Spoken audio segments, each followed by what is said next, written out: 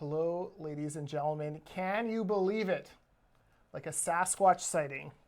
Like seeing orca whales in False Creek. It is so rare. It is an ICBA cast with me. I'm Jordan Bateman, Vice President Communications for the Independent Contractors and Businesses Association. The mighty ICBA, joined as always by Chris Gardner, President of ICBA. We've been busy. We've been busy this summer. There's no rest for in the advocacy or association world in the summer. We are busy preparing now for the fall, but we wanted to touch base with all of you and talk about a few different issues, including an article in the paper that got me about as riled up as any article I've seen lately. Right. It was written by Rob Shaw in the Vancouver Sun, and Rob goes through and gives a cabinet minister by cabinet minister report card, essentially. And basically, everything is hunky-dory in British Columbia. The NDP cabinet ministers are all doing fine. Okay, we would differ with that assessment. Yes. Now, first, let's say two things that we should say. Number one, Rob Shaw is not a biased reporter in favor of the NDP. Rob does live in Victoria. There is a bit of a bubble, and maybe he hasn't talked to every single one of the stakeholder groups in every single ministry, and we're going to go through a few of our least favorite ministers here shortly. But don't give me this nonsense that Rob is biased against the BC Liberals. It's not true. The BC Liberals are mad at him this week. I'm sure the NDP will be mad at him next week. So let's get that first of all. Are you setting up for the big but? And then the second of all, I would like to say Rob Shaw works in Victoria, and his insight is shaped by one thing and one thing only: what he sees in the legislature. So if you're a BC Liberal critic out there who feels really upset that the minister you've been critiquing has gotten an A+ grade, that's kind of partly on you. It's your job as a critic to make sure that guys like Rob Shaw know the truth about what's going on. Right. That's a great opening. I would say this to reinforce the point you're making. You see this with a lot of media. The media that cover governments, whether it's federally, in provincial capitals, in the United States, in Washington, or in state capitals, they tend to be influenced heavily by those around them, which are the elected officials from both the party in power or the opposition, and the stakeholders that are in that vicinity. The press gallery in Victoria is fairly small, and British Columbia is a big province, and so there are going to be a lot of issues that don't come to the fore right in the middle of the provincial capital, and we're going to talk about that right now. Yeah, let's talk about that right now. So one of the cabinet ministers, and look, if you're going to nitpick, this is a good nit to pick. One of the cabinet ministers who got the highest grade possible from this article was David Eby, Attorney General. This in a year where David Eby first stacked the deck to get a prop rep system passed, and then completely bungled it so badly that it was defeated by the wise, intelligent electorate. How the heck do you give this Attorney General an A+ grade? Well, David Eby, the press, when we're going into proportional representation, he was viewed as the white knight. He was going to undo all the wrongs. The neutral arbiter was what he called himself, but that was never true. Yeah, and the challenge we have is that Rob Shaw calls him a political assassin. Well, this is an Attorney General. The Attorney General of the province is expected to be a little bit above the fray, to be a neutral arbitrator of the laws, to make sure everyone gets a fair shake when they come before the judicial system, or somehow they're involved in some sort of dispute with government. The Attorney General is supposed to play that role, not be a political assassin. No. On proportional representation, there was no consultation. The process was rushed. The questions were confusing, and by a margin of about 22%, voters rejected it.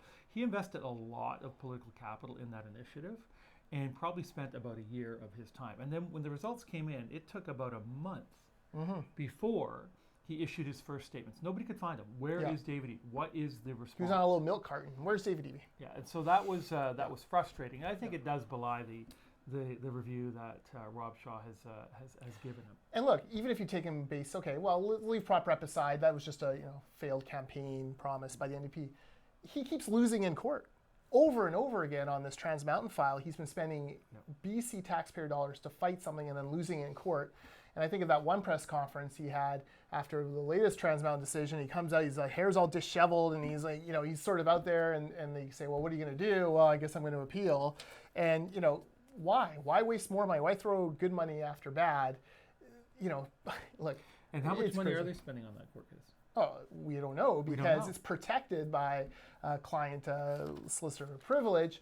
And of course, you can try FOIing it. You won't get it. I have tried to FOI legal costs in the past, and they had it. Tried to FOI the costs on the Brian Day case, for example, a couple years ago, which must be millions now.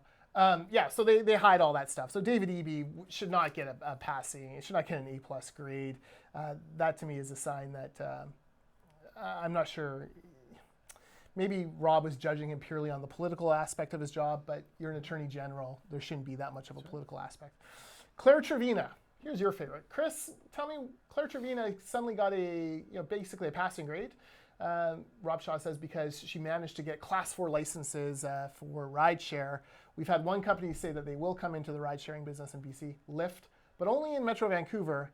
And we have no idea yet how that'll actually look, if it'll actually look like ride-sharing in other places.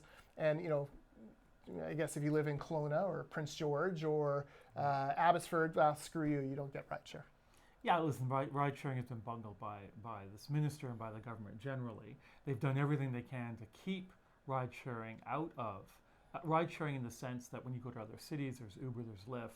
Yeah. It's almost like Mo Sahota or someone is running the taxi app. And oh wait.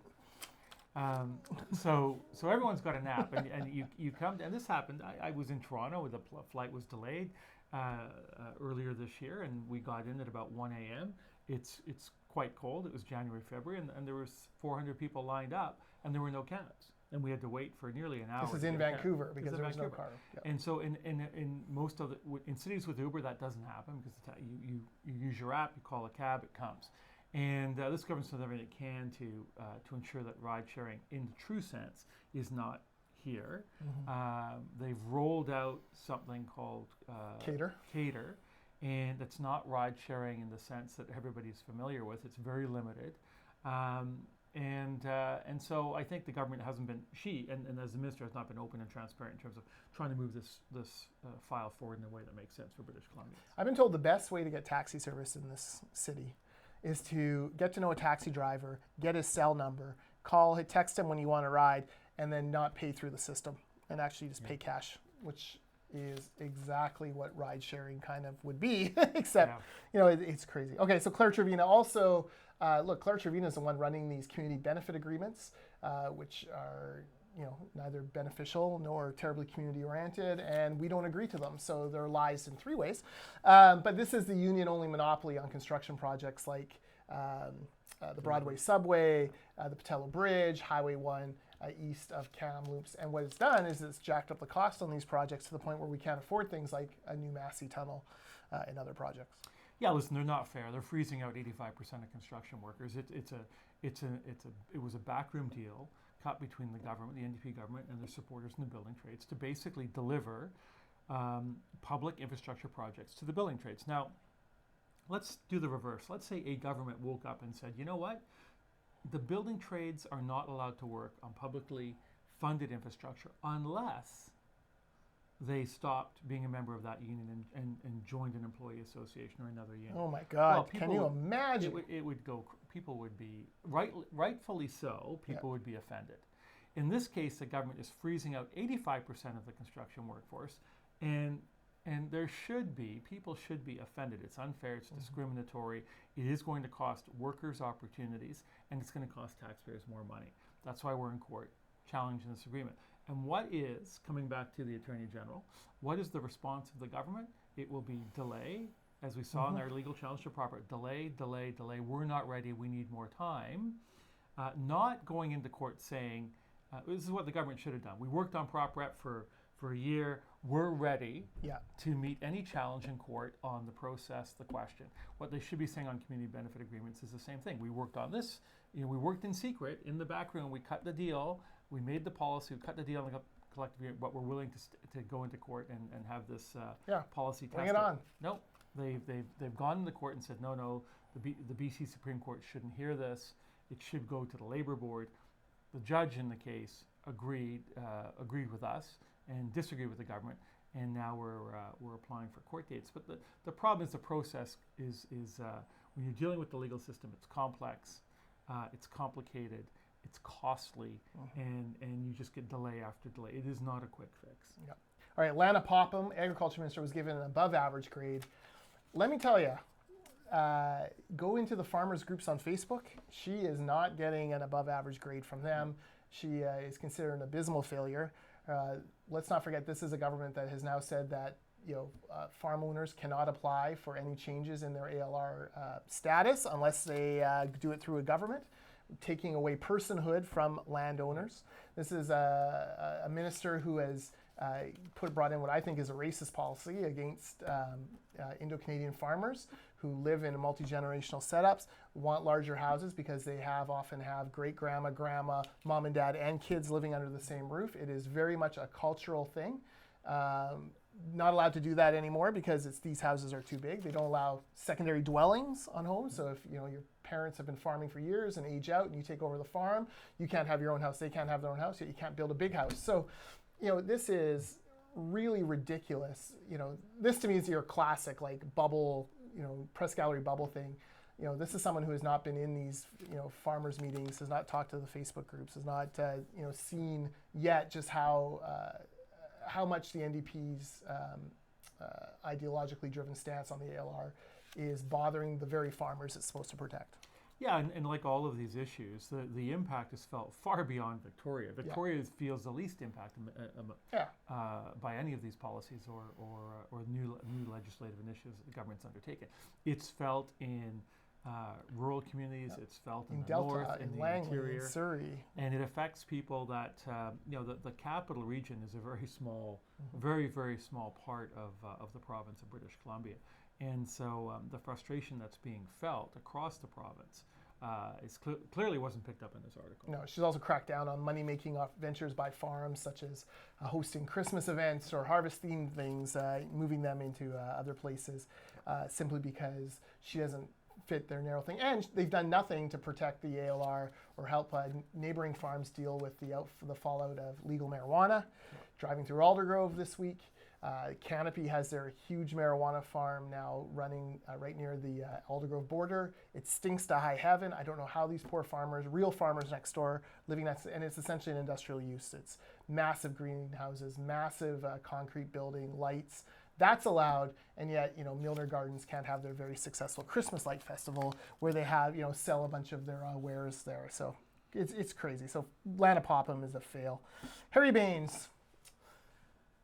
Harry Bains was given praise in this article because he's struck a balance, a wonderful balance between employers and his labor roots. Chris, just how balanced do you consider Harry Bains? Well, Harry Bains said it himself in the press conference when they rolled out the final, in the press conference after the legislation had passed, where he said, if we had a majority government, we would have stripped the right of workers to decide whether or not to join a union through a secret ballot out of the labor code. So think of that. You have a minister of the Crown standing up and saying, if workers want to join a union or they're making that choice, they shouldn't have the right to express that opinion through a secret ballot, which is a way of ensuring that neither management nor union organizers can exert undue influence. Take that right away from workers and replace it with what's called card check, which is where people run around and encourage and or put pressure on people to sign union cards. You sign enough cards and all of a sudden the company is automatically certified. It's not open, it's not transparent, it's not fair. And he said very clearly we would strip that out if we had a majority government. So not much balance in that comment or statement. The other thing they did, and this is obviously finer points of labor law, but under the old rules, if 45% of workers signed cards that were validated by the Labor Board, that would trigger within 10 business days a secret ballot vote that would be supervised by the Labor Board. Under the new rules, that 10-day period has shrunk to 5 days. That's a very, it's not a, it really is. Imagine if you could be working at a company, not really aware of what was going on. 45% of your colleagues signed cards, and then you've got 5 business days to consider the information you're going to get from the union that's organizing the organizing drive. Information you're going to get from an hour or the two of information from management because you're not allowed anymore as manager. Right, and then you're going to have to make this very important decision. So I don't know what the purpose of creating less opportunity for dialogue among workers, between workers, to understand the impact of a very important decision. Yeah, exactly. So Bains is a fail too in our books. Then two that he did fail, Doug Donaldson and Jinny Sims. We don't have to talk long about them. Donaldson's Minister of Forests. He's completely bungled that file from start to finish. Mills closing all over. More logs being exported than ever before. He's so bad that Vaughn Palmer, of all people, called on him to be fired. And Ravi Kalan from Delta has been brought in as a parliamentary secretary to basically try to salvage that file. It's a disaster. There's also the caribou issue that he was overseeing. There was him showing up at the roadblock for the was it Coastal GasLinks pipeline, and him showing up for the First Nations and supporting that Unistoten group that had basically gone rogue against their elected council's wishes.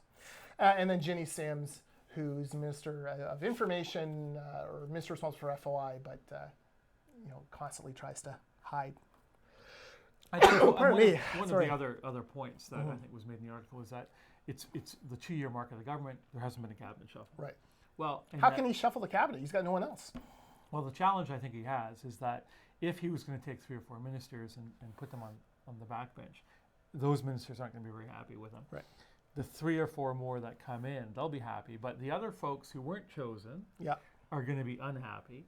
And he's got a very slim margin in the House. I don't think he wants to go through this process and trigger discontent in his caucus. If you demote Jinny Sims, former president of the BC Teachers Federation, and he should kick her out of cabinet. She's been abysmal as a minister, and I think most people, neutral observers and many NDPers would agree.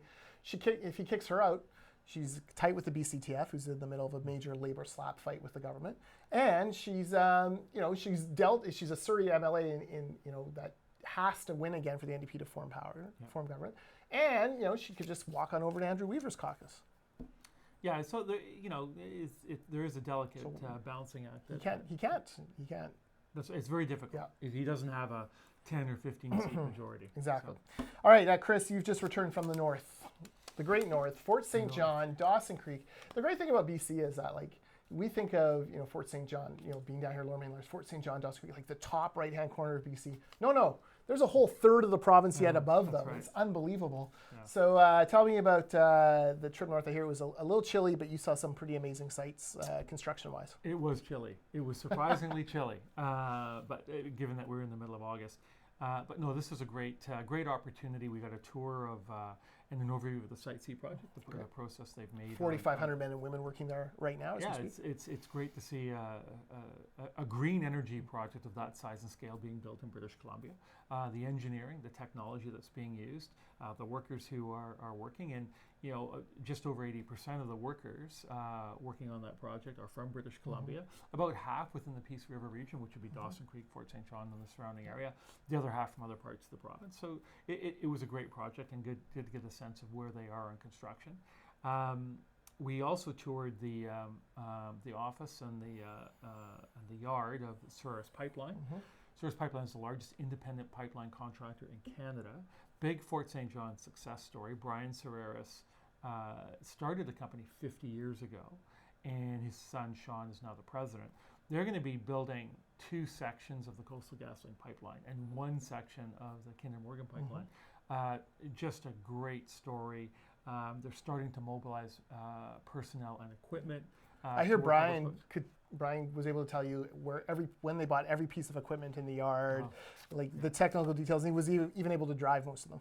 His knowledge of every single, and there's hundreds of pieces of equipment.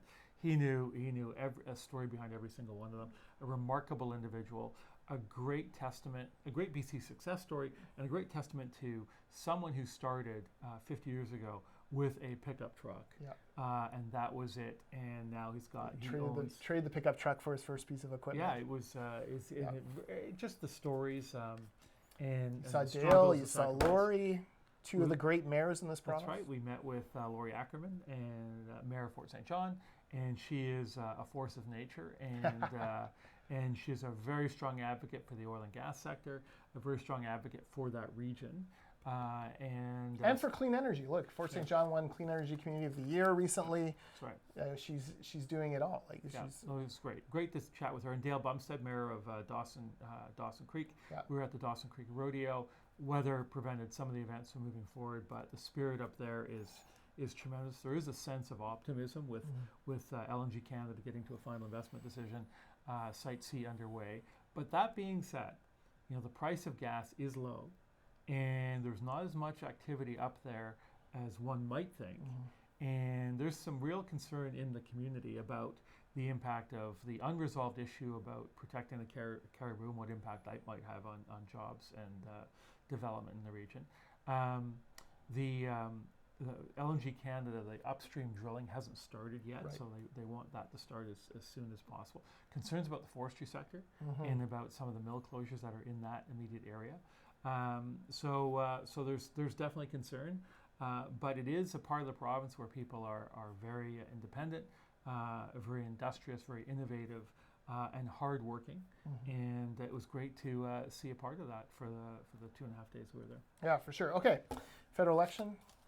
Looks like a dead heat. Any federal election? It's going to be interesting. And when we come out of Labor Day, it's only going to be about 6 weeks. Yeah, you're right. To October 21st. So it's going to be full on. You're right. Yeah. It's hard to say. The narrative right now is the NDP are not doing well. Has this presented an opportunity for the Green Party? Is SNC Lavalin fading and therefore Trudeau rebounding? Andrew Scheer, is he?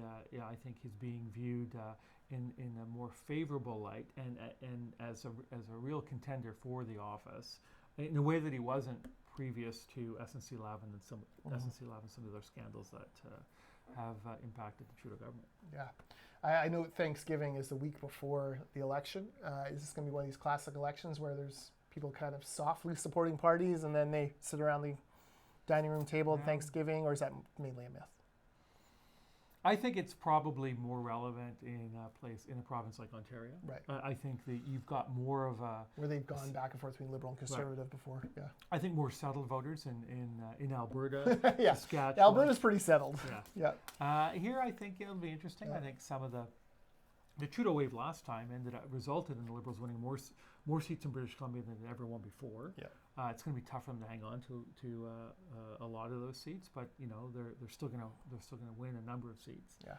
In the province. So maybe what we'll do in an upcoming ICBA cast is look closer at some of those swing ridings. There's some interesting ridings out there to look at. I live near one, the Surrey-Langley riding with John Aldag, Liberal who came in on the Trudeau wave, traditionally conservative country. Yeah. That's a must-win for sure. Gordy Hogue, Carrie Lynn Finley will be interesting to watch. Jody Wilson-Raybould will be interesting to watch. Very interesting, yeah. Terry Beach and Sven Robinson. Yeah, Terry Lake in Kamloops against Kathy McLeod. That's an interesting one. So, if you like your political drama, there's going to be lots of it. All right, and then one last thing. Don't forget, September the 5th, this guy, in real life person, Troy Aikman, will be at the 44th annual General Meeting Gala of the Independent Contractors Business Association. We're expecting about 900 people out. It's going to be a great night of talking a little bit about public policy and a lot about football and leadership with Troy Aikman. Chris, I finally got I wore that Aikman jersey, Dallas jersey, in the last video we did. I finally scratched it off and got rid of that terrible after feeling. 3 Super Bowls in 4 years, 90 wins in the 90s, America's team. What more could you ask for? America's team, unbelievable. All right, well. It'll be a great night. It'll be great.